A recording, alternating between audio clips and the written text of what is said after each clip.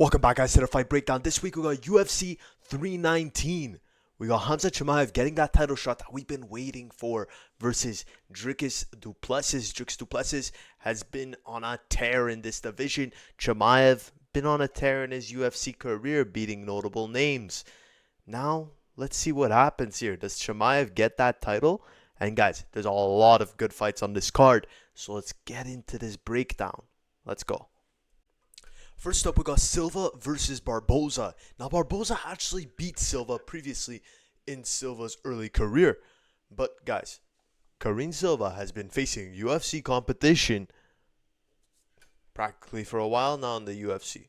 She's done very well in the UFC, getting submissions, won a unanimous decision. She's coming off a loss, yes, but that just makes her even more hungry. Whereas you have her opponent, Barboza, who is not even coming with a real fight camp, as Silva was originally supposed to fight JJ Aldrich, and I had Silva winning that, and I think I have Silva winning this fight versus Barboza.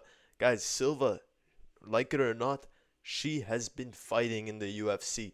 She's been facing tough competition. Barboza, she's faced nothing but regional scene fighters.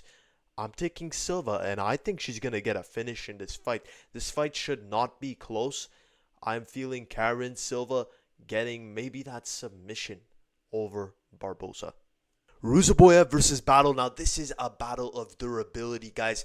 This fight should really go to decision. I don't see either of them getting a finish over each other, as Battle has been known for his chin. Ruziboev is known for his chin. Ruziboev, a very lengthy striker, as Battle just faced a lengthy striker in Randy Brown that was giving him slight problems in that fight, except Ruziboev uses his feet when he fights. He throws kicks, and that could cause problems versus Battle. And I am leaning towards a close decision for Ruziboev, but I do see Battle, if he can make it a dogfight, which he normally does, he should win this fight versus Ruziboev. Ruziboev is very good at fighting when he has his distance, but if Battle could just get in close and disrupt that rhythm that Ruziboev has, I think this could be a very good win for Battle. I think this is going to be a very good win. And you know what? I will go Battle's side in this fight, as I think that he's going to come with that mentality of, I need to do more. Because in his last fight, he really didn't do much. He didn't do much. He won, but many people didn't think he was even deserving of that win. But I think he'll be deserving of this win. I'm taking Battle, making it a dogfight, and getting that unanimous decision. Next up, we got a battle of the oldies. We got Klose versus Barboza. Now, Barboza has taken a layoff from the sport, but I think that was the right call for him, as when you're getting older, you don't want to put your head through a lot of trauma and very often. So I think the layoff's going to do him well in this fight. And guys, a lot of people are looking at Klose's record, 15-3-1, a solid record. But remember, he hasn't faced the highest level of competition in a guy like Barboza, who was at the top at one point in the sport, not being a champion, but surely being a very good contender. And Barboza poses a lot of threats to Klose. Now, when they look at it on paper, they're thinking Klose, he has some wrestling to him that could pose a lot of threats to Barboza, especially the way we saw Barboza get handled by Bryce Mitchell. But Klose is more of a guy that engages in the clinch. He doesn't really wrestle you much. He doesn't take you to the ground, work a BJJ plan out there. It's more just clinch work, get out, clinch, get out. And that's going to be very problematic for him, because Barboza is going to be aware of that. Barboza has the much better striking. And I think this fight will stay on the feet for the better half of it. Maybe the whole fight will just stay on the feet. And Barboza fighting at lightweight, he's not going to be drained from the weight cut like he is when he fights at 145. His chin is going to do him good in this fight. And even if Klose lands, a decent punch, I think Barboza will land a much harder punch on him, a much harder kick on him. I think Barboza could get a knockout in this fight, as Klose is not a young man either. He's 37 years old. He's 2 years younger than Barboza, but I think Barboza is just much more skilled than a guy like Klose. Give me Barboza. Give me by knockout or decision, but I'm feeling that knockout. Next up, we got Bobby Green versus Ferreira. Now, guys, a lot of people are saying that Ferreira is going to win this fight just because he's more durable. But who is the better fighter overall throughout the career? It's Bobby Green. I know he just came off a brutal knockout loss, but don't forget that Bobby Green has some very good boxing, especially for the competition that he's facing in Ferreira. Ferreira packs a punch, yes. He has some decent jiu-jitsu, of course, that he could work. But, guys, Green, he's 38. He's 2 years younger. Green's always displayed a lot of skills. I mean, don't forget, guys, this guy was striking with Fiziev comfortably.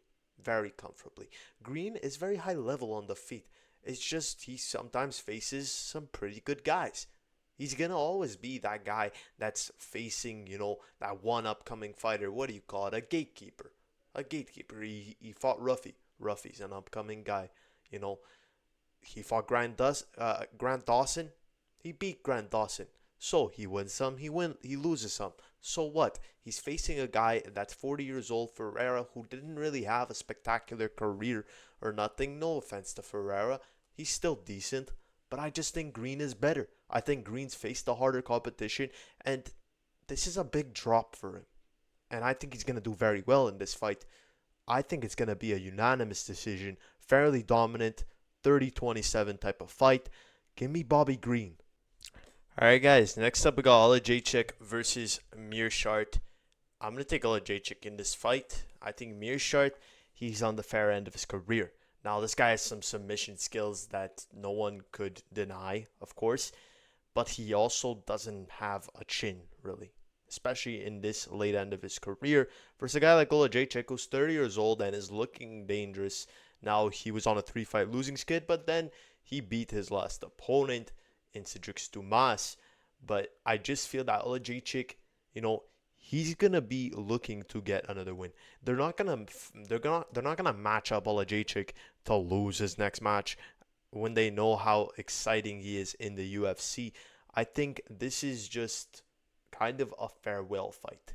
Basically, just Oleksiejczuk is gonna knock out Meerschaert. I have no doubt about it. I don't know why I'm trying to put in some Shakespeare type of knowledge. I don't know.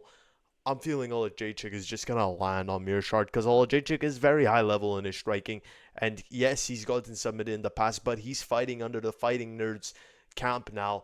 And guys, they're a pretty smart camp. I mean, they're doing all of these knowledge on footage and I don't know. I'm just feeling that aura. I'm feeling that Oleksiejczuk is a new man and he's going to knock out Meerschaert in this fight. Jessica Andrade versus Lupita Godinez. Now, guys, Andrade is younger than people think. Yeah, she was a champion at like 23 years old. What was it? 24? I don't know. But she was really young when she became champion.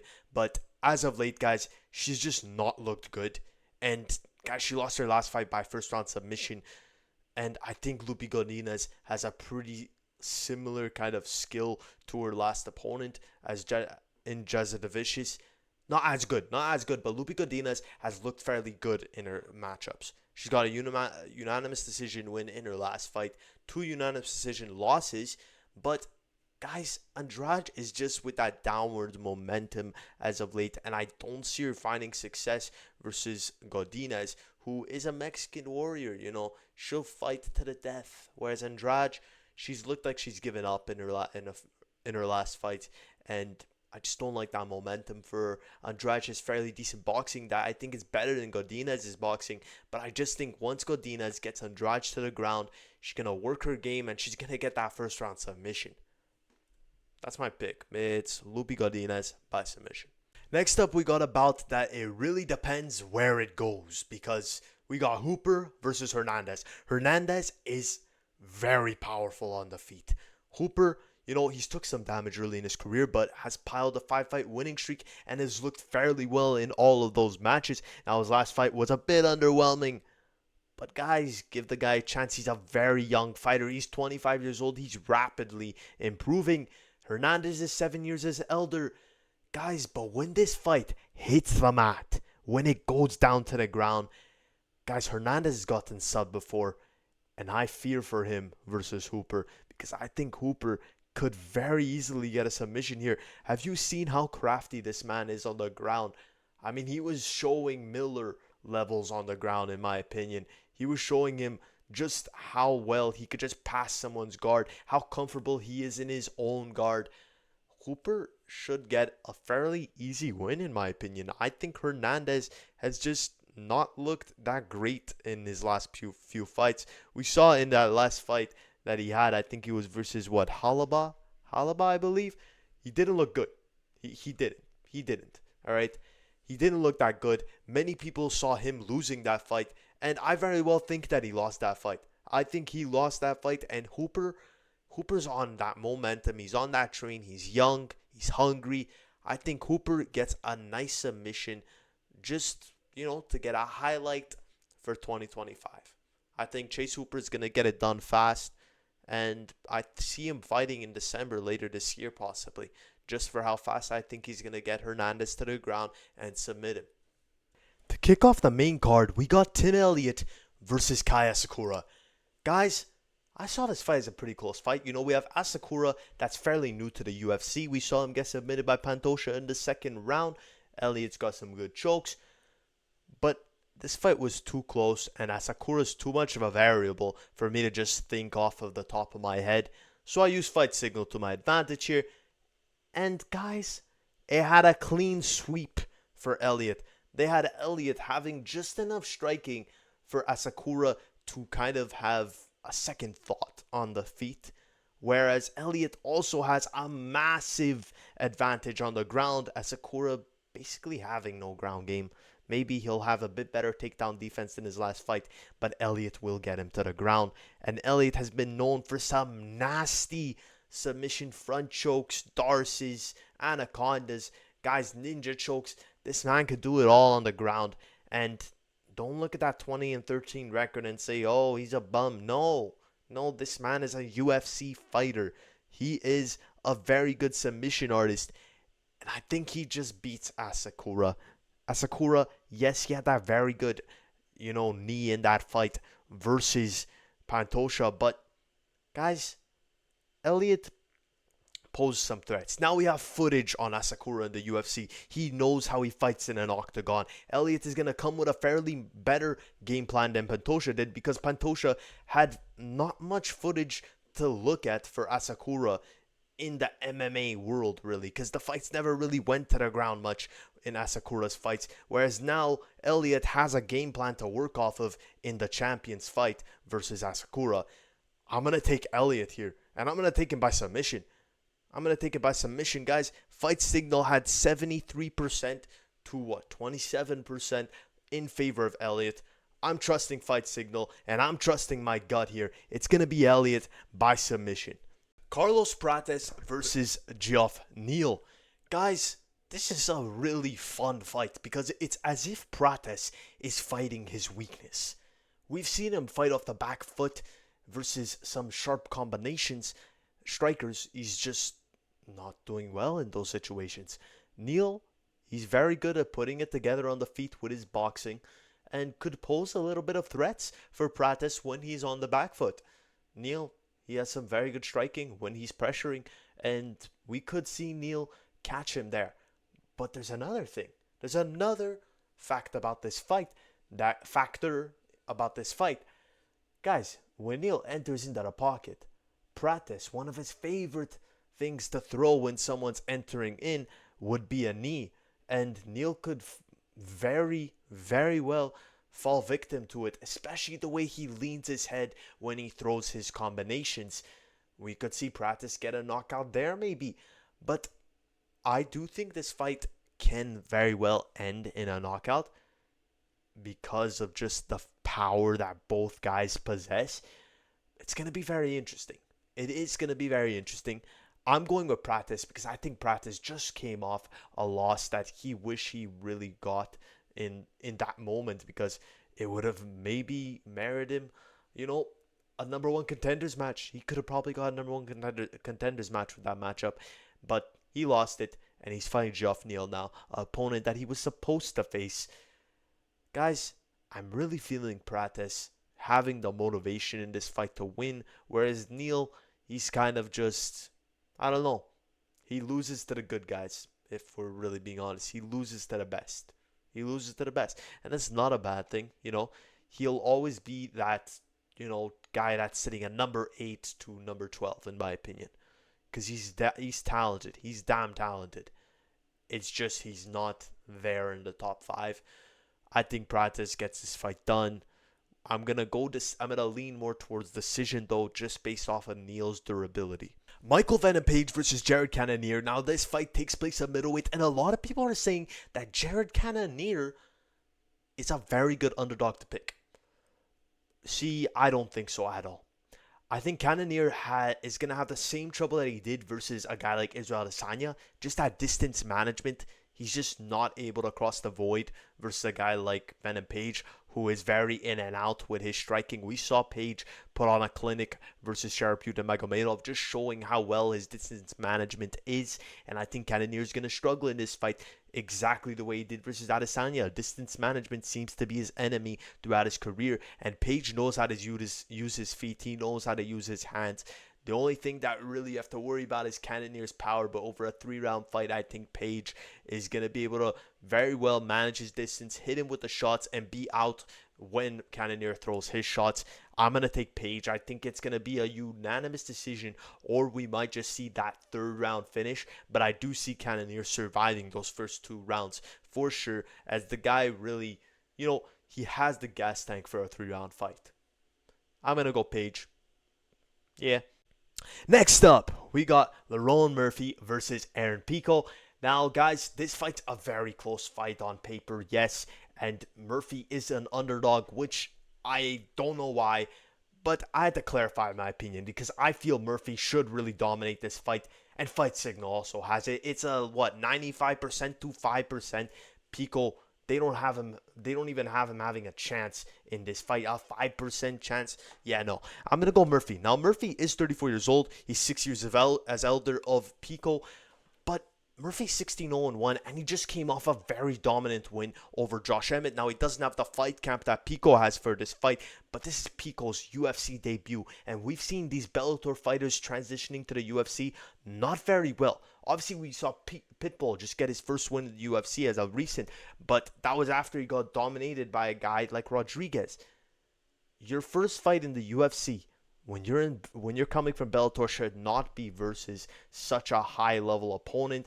Murphy is a very high-level opponent, no matter what way you put it, no matter what camp you give him. He's had 3 weeks now. 4 weeks, 3 weeks? That's enough for me to pick Murphy in this fight. Both fighters are very well-rounded, but I think Murphy is just better. He's very good at studying his opponent. He knows how they fight on the front foot, on the back foot. He knows where you're going to circle to. I think Murphy's going to win this fight purely just based off how high his fight IQ is. I'm going Lerone Murphy, and I think he's going to get the decision here. The main event, Plessis versus Khamzat Chimaev. We've been waiting for this fight. We wanted this fight, and we're getting this fight. And I'm so ready for it. Plessis, he's done very well in the UFC. He has a, 9-fight win streak in the UFC. Undefeated in the UFC, and has looked unstoppable in his fights. But here's a little problem about him. Derek Brunson. Watch that fight. Watch how he just... On the ground, he was not finding a lot of success versus Derek Brunson up until the finish. In that first round, Derek Brunson looked strong versus Plessis, and Chimaev a very strong starter in fights. I think Chimaev, if the fight lasts past the first and second, he's going to fade, yes, and he's going to lose. But in that first round, Plessis can very well get submitted by Chimaev, because Chimaev probably has the best first round in the UFC, whereas Plessis, I think he's going to struggle there. And I think Chimaev could get the submission very well in there, because Plessis, like it or not, he has some pretty good submission games versus these striker type of fighters. But Chimaev's not a striker. He knows what he is, and he will wrestle in those first 2 rounds. And Plessis will not find success in those first 2 rounds if he's on the ground versus Chimaev. So my pick is Chimaev by first round submission. But let me give you another take. Let's talk about Plessis. What is he really good at? Fighting a dogfight. And let's say he gets up after that first round. Let's say he gets up after that second round. That 3rd round, Chimaev, we've seen in all the fights that have gone to the 3rd round, which is Burns and Usman. He struggled in that 3rd round. He struggled. He does not have the cardio by that third round, that fourth round, that fifth round. So if we see a Chimaev that's high-paced in those first 2 rounds and doesn't get a submission, he will lose this fight. Because Du Plessis doesn't have the best cardio. It's the fact that he dogs in those last 3, 4, and 5. In the last 3, 4, and 5, whatever. Du Plessis can very well beat Chimaev, and he could very well finish Chimaev. Because Chimaev, once he sees that he can't submit you, he will try to strike with you. Even when he's tired, he will try to strike. And that's not going to go well versus Du Plessis, who I think Du Plessis is the much better striker here. I've not been impressed with Chimaev striking since he got that one-punch knockout versus Meerschaert, or else he's not looked dangerous on the feet since then. He's just been a ground guy. And that could pose a threat to him if he really goes high pace in that first and second round instead of more of a, controlled pace, just owning position over Du Plessis for 5 rounds. It could be a bit of a struggle for him versus Du Plessis. But I'm going to take Chimaev via first round submission. Thanks, guys, for watching the video. If you guys want any more fight breakdowns, just let me know. If you guys want me to do a fight night card or whatever, I'm always going to be posting the pay-per-view cards. But if there's a specific fight night one that you want me to do, let me know. If you have any takes for UFC 319, make sure to comment down below and subscribe to join the community. Appreciate it. Thank you.